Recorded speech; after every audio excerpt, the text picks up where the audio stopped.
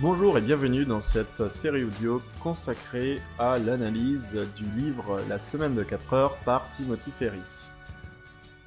Toujours dans cet esprit par rapport au podcast d'hier de la gestion des interruptions, il y a aussi quelque chose de très important, c'est la prévention de la réunionite. C'est un mal qui frappe beaucoup d'entreprises, mais finalement pas mal de services, et peut-être que ça vous frappe aussi le fait qu'on vous convie toujours à des réunions ou des staffs ou même des réunions en soirée qui peuvent être sponsorisées ou non par l'industrie.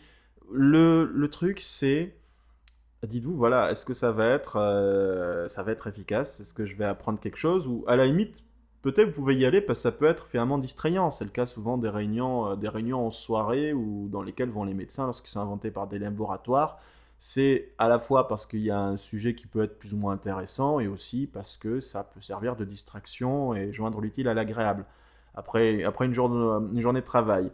Mais vous êtes sûrement probablement sollicité par des invitations à ce type de réunion. Vous êtes sollicité peut-être par des staffs, des espèces de réunions à l'hôpital, des réunions de je ne sais quel groupe de travail dont vous faites partie et que sais-je encore.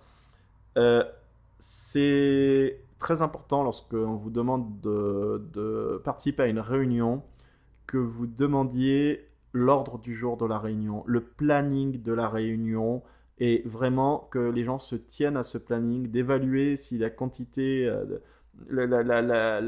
d'heures que vous allez gaspiller dans cette réunion est utile, vaut le coup, éventuellement prévenir que vous n'assisterez peut-être pas à toutes les réunions. Donc, n'allez pas à une réunion s'il n'y a pas d'ordre du jour. Alors, c'est pas toujours possible, mais insistez auprès de vos interlocuteurs pour que cet ordre du jour figure dans la réunion. C'est vraiment quelque chose sur lequel insiste Tim Ferriss. Et donc voilà, il donne plein de choses pratiques. Là, je fais beaucoup de résumés, mais il donne tous les aspects pratiques, même les emails à rédiger mot pour mot à ses assistantes, à ses collègues, même le type de coup de fil, la façon dont il faut répondre au téléphone, justement pour gérer les interruptions. Et justement, le téléphone, on va en parler demain.